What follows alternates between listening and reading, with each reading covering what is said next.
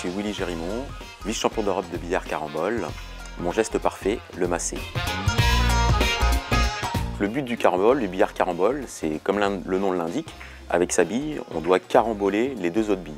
À chaque fois qu'on carambole les deux autres billes, ça nous fait un point, ainsi de suite, et on doit aller à un nombre de points déterminé, selon la discipline.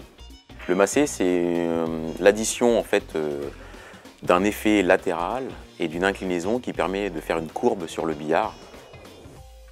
C'est un moyen technique de parvenir à caramboler les deux autres billes avec notre bille.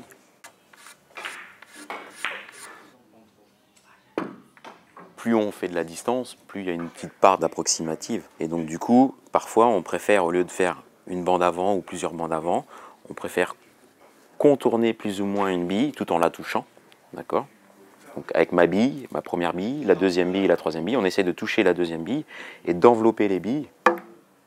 Voilà, ça nous a permis de faire beaucoup moins de parcours pour réaliser le point et de conserver une certaine maîtrise des billes en fait.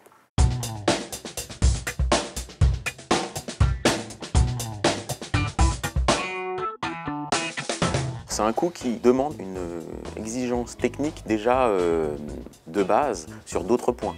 Il faut avoir déjà compris certains mécanismes, le fait que la bille retourne en arrière ou en avant ou latéralement, des trajectoires. Donc c'est un coup qu'on ne voit pas tout de suite. Alors moi c'est un coup que j'ai tenté très rapidement, bizarrement, parce que c'était quelque chose qui me fascinait de voir une bille qui faisait des courbes, etc. Donc c'est un coup que j'ai tout de suite voulu réaliser et c'est peut-être l'un de mes coups que j'ai bizarrement réalisé les premiers au niveau coup technique. Et oui, c'est un coup qui m'attire. J'aime bien voir les billes partir dans une direction et d'un seul coup changer de direction pour aller dans une autre direction. Et le massé nous permet cela.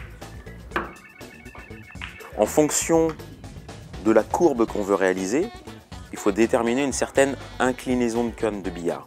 Après, au niveau de la position, on a toujours le coude en dessous de la canne de billard. On utilise plus ou moins le poids de la queue de billard, sachant qu'on est à peu près, par rapport au point d'équilibre, on a une bonne main derrière. Voilà.